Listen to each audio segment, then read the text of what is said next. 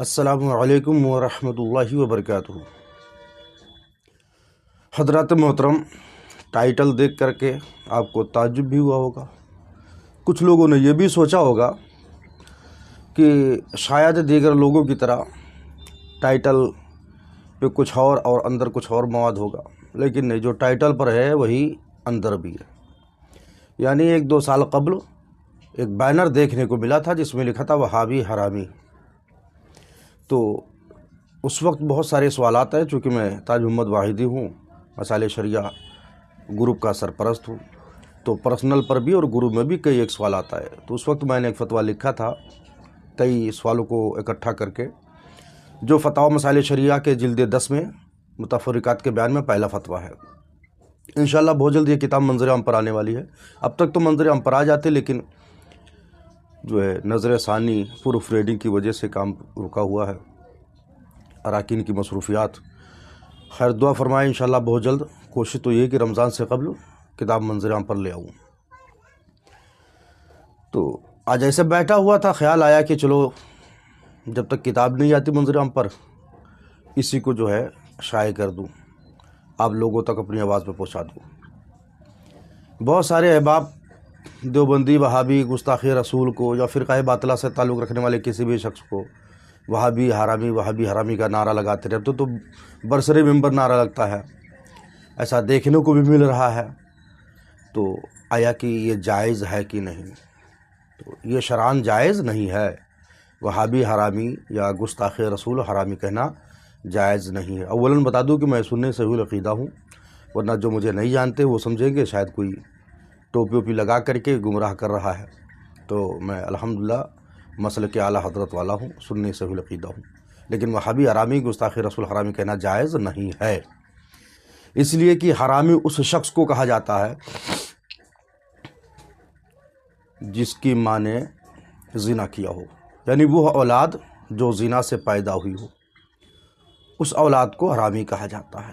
اب اگر کوئی کہتا ہے کہ وہابی حرامی، یا کسی وہابی کا نام لے کر کہتا ہے کہ فلاں حرامی یا گستاخ رسول حرامی، تو اس کا مطلب یہ ہوا کہ جتنے بھی گستاخ رسول ہیں، جتنے بھی وہابی ہیں، ان کی مائیں جو ہیں وہ زانیہ ہیں، ان کی مائیں زانیہ ہیں۔ اور کسی پر زنا کی تہمت لگانا قرآن مجید والفرقان حمید سورہ نور کی آیت کریمہ ہے۔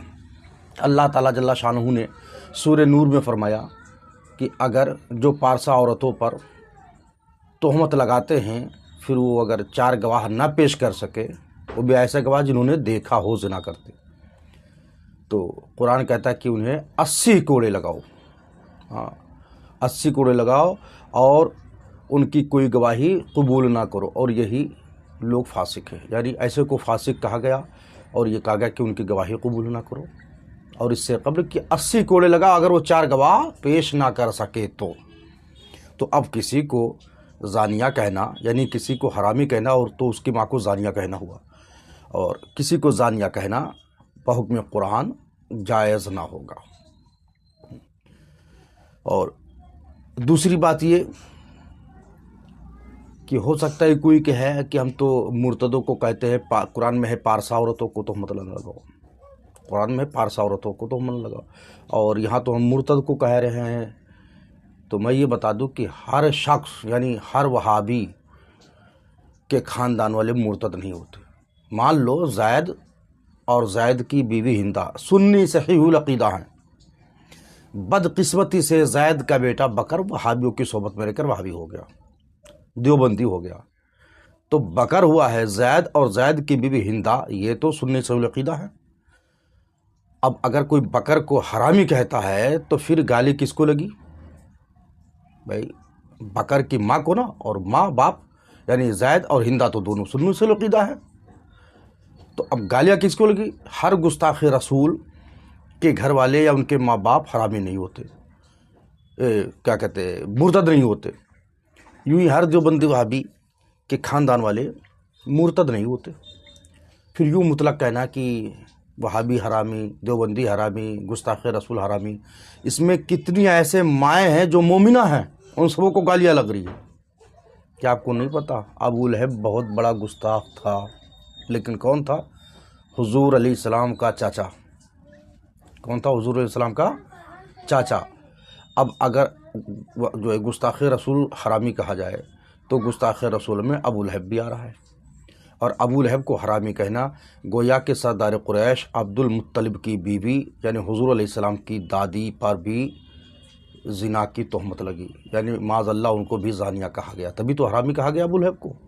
ایسے بہت ساری باتیں ہیں، میں بس سمجھانا چاہتا ہوں کہ اگر آپ سنجیدگی سے سوچیں، اگر آپ واقعی میں سنی العقیدہ ہے، مسلک اعلیٰ حضرت والے ہیں، اعلیٰ حضرت کے قول پر، اعلیٰ حضرت کے فتاووں پر کو مانتے ہیں، تو پھر آپ کو ہماری باتوں کو تسلیم کرنی ہوگی کہ فتاوی رضویہ شریف جلد 24 اور صفحہ 346 ہے۔ ولد الزنا کے متعلق سوال ہوا سید اعلیٰ حضرت علیہ الرحمہ سے کہ اس کو حرامی کہا جائے گا، تو آپ علیہ الرحمہ فرماتے ہیں کہ اسے اس طور پر حرامی کہنا کہ جس میں اسے ایذا ہو جائز نہیں ہے حرامی، لیکن حرامی کہنا، حرامی کہہ کر مخاطب کرنا، پکارنا یہ جائز نہیں ہے کہ اسے تکلیف پہنچے گی، سمجھ گئے؟ کسی مسلمان کو تکلیف پہنچانا بھی جائز نہیں ہے۔ آپ اندازہ لگائیں وہ مائیں جو پارسا ہیں، بدقسمتی سے جن کے بیٹے گستاخ ہو گئے یا وہابی ہو گئے، دیوبندی ہو گئے، تو اب بچوں کی غلطی ہے، جو ہوا بدقسمتی سے وہ وہابی ہو گیا، جو مرتد ہو گیا، ان کی ماں کا کیا قصور ہے؟ ان کی ماں کیا خطا کی تھی؟ لیکن انہیں جب حرامی کہا جائے گا تو ان کی ماؤں کو گالی لگے گی، تکلیف پہنچے گی کہ نہیں پہنچے گی؟ اچھا، ہو سکتا ہے کہ کوئی کہے کہ میں حرامی جو ہے اس لیے سے نہیں کہتا ہوں، بطور گالی کہتا ہوں۔ میں جانتا ہوں لوگ یہی پیش کریں گے کہ میں گالی کے طور پر کہتا ہوں، تو میں یہ بھی بتا دوں کہ جائز نہیں ہے، بطور گالی بھی جائز نہیں ہے۔ یہ فتاوی رضویہ جلد 6 صفحہ 538 پر ہے۔ فرماتے ہیں گالی دینا سخت حرام ہے، گالی دینا سخت حرام ہے، اور بعض گالی جیسے حرامی کہنا، بعض گالی تو کسی وقت حلال نہیں ہو سکتی، ان کا دینے والا سخت فاسق اور سلطنت اسلامیہ میں 80 کوڑوں کا مستحق ہوتا ہے۔ وہ کون سی گالی ہے جس پر 80 کوڑے کا حکم ہے؟ قرآن اٹھا کر دیکھو، وہی جس کسی پر زنا کی تہمت لگانا یعنی حرامی کہنا اور 4 گواہ نہ لا سکے تو 80 کوڑے کا حکم ہے مار کھانے کا، یعنی حکومت اسلامیہ ہو تو اس کو 80 کوڑے مارے بطور گالی۔ ہاں، یہاں پر گالی ہے کہ بعض گالیاں جیسے حرامی، تو اگر اسلامی سلطنت ہو تو 80 کوڑوں کا مستحق ہے۔ اور آگے بڑھو، جلد 29 صفحہ 243 پر تعزیہ دار کے متعلق سید اعلیٰ حضرت علیہ الرحمہ سے پوچھا گیا کہ تعزیہ دار کی اولاد کو لوگ حرامی کہتے ہیں، تو آپ نے فرمایا کہ تعزیہ دار کے اولاد کو حرامی کہنا جائز نہیں ہے، بلکہ حرامی کہنا اس آیت کریمہ میں داخل ہے۔ آپ نے وہ آیت کریمہ تحریر فرمائی ہے، سورہ نور کی آیت نمبر 23 ہے، ان الذین یرمون المحصنات الغافلات، آخر تک، یعنی جو پارسا بے خبر ایمان والیوں کو زنا کی تہمت لگاتے ہیں ان پر دنیا اور آخرت میں لعنت ہے اور ان کے لیے بڑا عذاب ہے۔ اب آپ اندازہ لگائیں کہ صرف حرامی کہنے پر بطور گالی ہی ہے، بطور گالی حرامی کہنے پر آپ نے فرمایا کہ ان کے لیے وعید ہے، قرآن کی آیت نقل کی۔ اور بڑھو، الملفوظ میں ہے، عرض کیا گیا کسی کو زانی کہہ کر پکارنا کیسا ہے؟ سید اعلیٰ حضرت علیہ الرحمہ ارشاد فرماتے ہیں اگر 4 گواہ شرعی نہ لا سکے تو قاذف ہے۔ قاذف کا مطلب یہ ہوتا ہے زنا کی تہمت لگانے والا، جو زنا کی تہمت لگائے اور 4 گواہ نہ پیش کر سکے تو اس کو قاذف کہتے ہیں، اور ایسا کرنا سخت گناہ کبیرہ ہے۔ یہ فتاوی رضویہ جلد 23 اور صفحہ 324 پر ہے۔ تو کیا فرمایا؟ کسی کو زانی کہہ کر پکارنا اگر 4 گواہ نہ لا سکے تو وہی 80 کوڑے کا مستحق ہے۔ اور آگے بڑھتے ہیں، پھر فرمایا کہ اس طرح سے لوگ تو کم بولتے ہیں، آج کل عوام میں جو جاری ہے اس کو معیوب نہیں سمجھتے، کسی کو بیٹی کے ساتھ، کسی کو بہن کے ساتھ، کسی کو لفظ بڑھ کے ساتھ بڑا ہی فیصل لفظ ملاتے ہیں، یہ بھی موجب حد قذف اور ایسے ہی کسی کو حرامی کہنا، لڑکی کو حرام زادی کہنا، بات سمجھے؟ جیسے ہمارے دیہات میں رائج ہوتا نا، مادر بہن آگے گالی کے ساتھ استعمال کرتے ہیں، تو اعلیٰ حضرت فرماتے ہیں کہ اگر کوئی اس طرح گالی دیتا ہے یا حرامی کہتا ہے یا پھر لڑکی کو حرام زادی کہتا ہے تو اس پر بھی اسلامی حکومت ہو تو 80 کوڑے لگائے جانے کا حکم ہے، موجب حد قذف ہے، یعنی قاذف کہلائے گا وہ، بات سمجھے؟ 80 کوڑے کا مستحق ہو جاتا ہے وہ۔ اب آپ اندازہ لگائے کہ بطور گالی اگر کوئی حرامی کہے تو بھی بحکم قرآن 80 کوڑے کا مستحق ہے، 80 کوڑا اس کو مارا جائے گا اگر اسلامی حکومت ہے تو۔ اسلامی حکومت نہیں ہے تو یہاں تو بچ گیا، یوم آخرت میں کیا ہوگا؟ اور آگے بڑھتے ہیں۔ عرض کیا گیا حضور اگر استہزاء یعنی مزاح کے طور پر، جس کو دیہاتی زبان میں مذاق کہتے ہیں، مزاح کے طور پر کوئی کہے، ارشاد فرمایا جب بھی موجب حد قذف ہوگا، یعنی الملفوظ کے حصہ 4 صفحہ 450 پر ہے، یعنی گالی کے طور پر کہے یا حقیقت میں کہے یا مزاح کے طور پر کہے، تب بھی وہ مجرم ہے، گنہگار ہے، بحکم قرآن 80 کوڑے مار کھانے کا وہ سمجھ لیجیے مستحق ہوا، اس کو 80 کوڑے لگائے گئے۔ اب یہاں سے عبرت حاصل کرنی چاہیے کہ نہیں؟ جو لوگ کہتے ہیں کہ وہ اللہ اور رسول کو گالیاں دیتے ہیں، بعض لوگ جب کہو تو کہتے ہیں نا بھائی اللہ اور رسول کو گالی دیتے تو ہم ان کو گالی دیں گے، ہم ان کو برا بھلا کہیں گے۔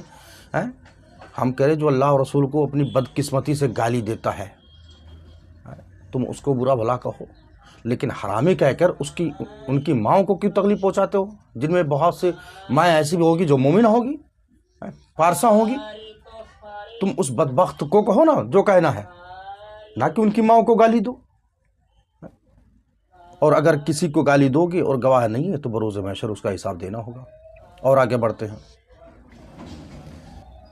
پھر جہاں پر جو ہے سنیوں کا جو ہے دبدبا نہیں ہے یا سنی کی تعداد کم ہے، پھر وہاں پر تو فتنہ فساد پھیلتا ہے، جھگڑا مار پیٹ بھی ہوتی ہے، آپ نے دیکھا ہوگا بارہ ایسا ہوتا رہتا ہے۔ تو ایک تو یہ ہے کہ فتنہ بھی پھیلے گا، اور قرآن نے کیا کہا ہے سورہ بقرہ کی آیت نمبر 19 میں ہے، اور فساد تو قتل سے بھی سخت ہے، یعنی فتنہ فساد قتل سے بھی زیادہ سخت ہے۔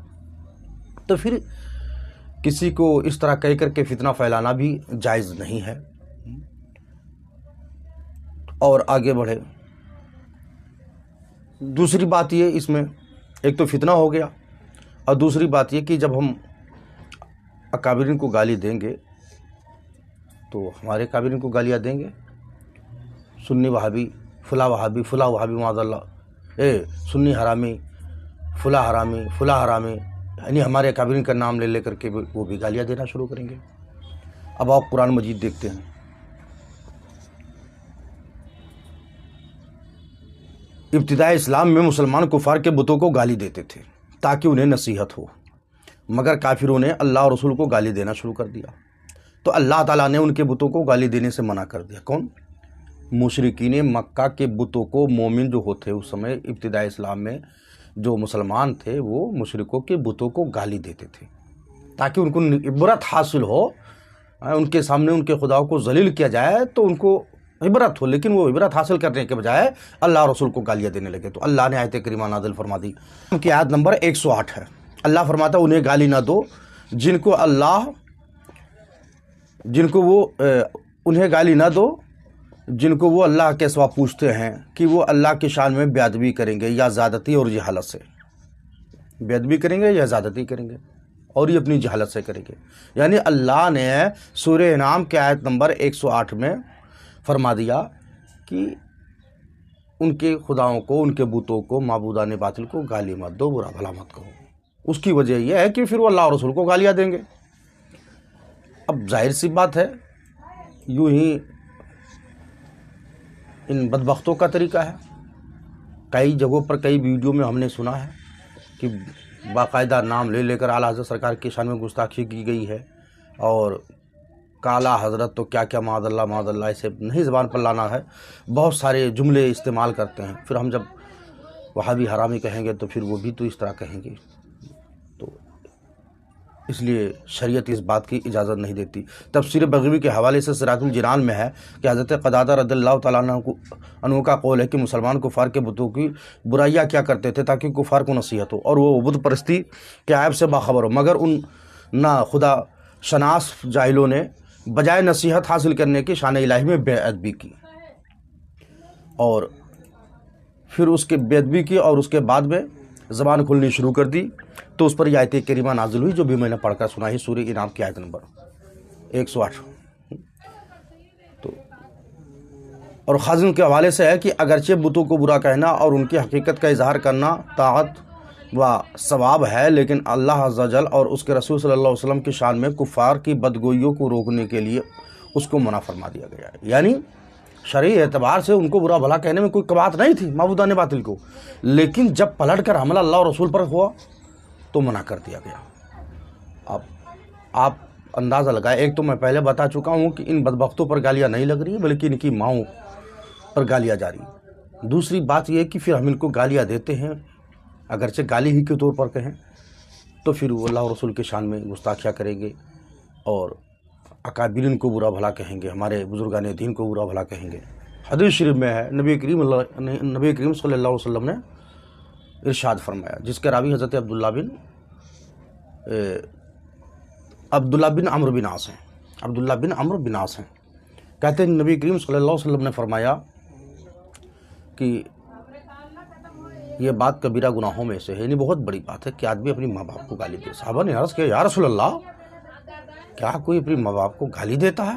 حضور نے فرمایا ہاں، اس کی صورت یہ ہوتی ہے کہ تم دوسرے کے ماں باپ کو گالی دو گے، وہ تمہاری ماں باپ کو گالی دے گا۔ تو دوسروں کے ماں باپ کو گالی دینا گویا اپنے ماں باپ کو گالی دلوانا ہے۔ یہ مسلم شریف میں ہے، ایمان کا بیان ہے، حدیث نمبر 263 ہے۔ تو آپ اندازہ لگاؤ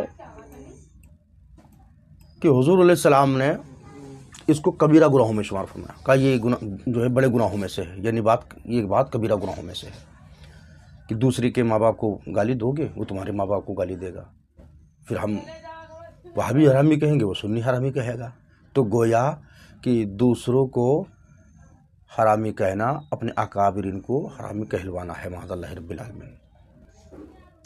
اچھا، سورہ قلم کی آیت نمبر 13 میں ہے وَتُلِّمْ بَعْدَ ذَلِكَ زَنِيمٌ۔ اس آیت سے بعض لوگوں نے سمجھا کہ گستاخ رسول کو حرامی کہہ سکتے ہیں، جبکہ یہ ان کی نادانی ہے۔ جو دلیل پکڑتے ہیں ان کی نادانی کیوں ہے کہ اگر یہ اس آیت کریمہ کو دلیل بنائی جائے، یعنی گستاخی کرنے کی وجہ سے حرامی کہا جائے، تو پھر دور صحابہ میں سب سے بڑا گستاخ رسول، حضور کا سب سے بڑا جو دشمن تھا وہ ابو جہل تھا، سب جانتے ہیں۔ تو قرآن پہلے ابو جہل کو حرامی کہتا، یوں ہی عتبہ، شیبہ، ربیعہ، ابو لہب وغیرہ بہت سارے لوگ تھے، مگر قرآن نے کسی کو حرامی نہیں کہا۔ کیوں؟ کہ گستاخی کرنے کی وجہ سے قرآن نے کسی کو حرامی نہیں، قرآن میں کسی کو حرامی نہیں کہا گیا ہے۔ ہاں، یہ ولید بن مغیرہ کو جو حرامی کہا گیا ہے تو یہ گستاخی کرنے کی وجہ سے نہیں کہا گیا، بلکہ وہ حرامی تھا اور اس کے حرامی ہونے کو قرآن نے ظاہر کیا ہے۔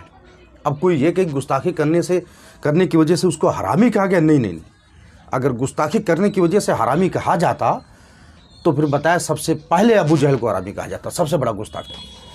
لیکن ولید بن مغیرہ پہلے سے یہ ولد الزنا تھا، یعنی حرامی تھا، تو قرآن نے اس کو ظاہر کیا ہے، حرامی کہا نہیں ہے، بتایا ہے۔ تفسیر سراج الجنان میں ہے کہ ولید بن مغیرہ نے اپنی ماں سے جا کر کہا کہ محمد نے میرے بارے میں 10 باتیں بیان کی، ان میں سے 9 کے بارے میں تو میں جانتا ہوں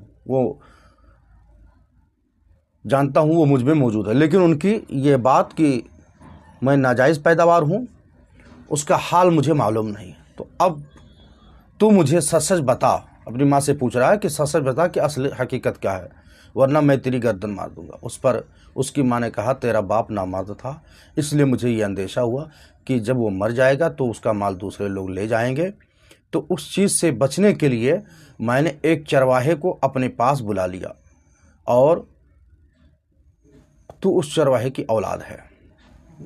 یعنی ولید بن مغیرہ کے علاوہ کسی اور کو حرامی اس وقت تک نہیں کہیں گے جب تک ثبوت مل جائے. اگر قرآن و حدیث سے ثبوت ملتا ہے کہ کسی اور کے بارے میں قرآن و حدیث میں اس کو حرامی کہا گیا ہے تو کہنے میں کوئی حرج نہیں. جس کو قرآن نے کہہ دیا حدیث میں آ گیا ہم کہہ سکتے ہیں. لیکن اگر قرآن و حدیث کے میں کہیں سے ثبوت نہیں ملتا ہے تو کتنا بھی بڑا گستاخ ہو اس کو حرامی کہنا جائز نہ ہوگا. اور اگر کوئی حرامی کہتا ہے تو بھی میں نے پڑھ کر کے سنا دیا بقول اعلیٰ حضرت مجددی دین و ملت کے. اگر آپ سنی اصول عقیدہ ہے مسئلے کے اعلیٰ حضرت والے ہیں, اعلیٰ حضرت علیہ الرحمہ کو مانتے ہیں, اور اعلیٰ حضرت علیہ الرحمہ نے جو کچھ کہا ہے وہ اپنی طرف سے نہیں کہا ہے, آپ نے اللہ اور رسول ہی کی بات بتائی ہے, آپ نے قرآن کے حوالے سے لکھا ہے کہ کسی کو حرامی کہنا اس آیت کریمہ میں داخل ہے. جو پارسا عورتوں پر عیب لگاتے ہیں اگر 4 گواہ کے نہ پیش کر سکیں تو ان پر 80 کوڑے برسائے جائیں. یہ اور بات ہے, اسلام میں حکومت نہیں ہے, ہم کچھ نہیں کر سکتے, سب آزاد ہے, ہندوستان آزاد ہے, لوگ آزاد ہیں, لوگوں کو اللہ نے زبان دے دی جس کے منہ میں جو آئے بولتا جائے.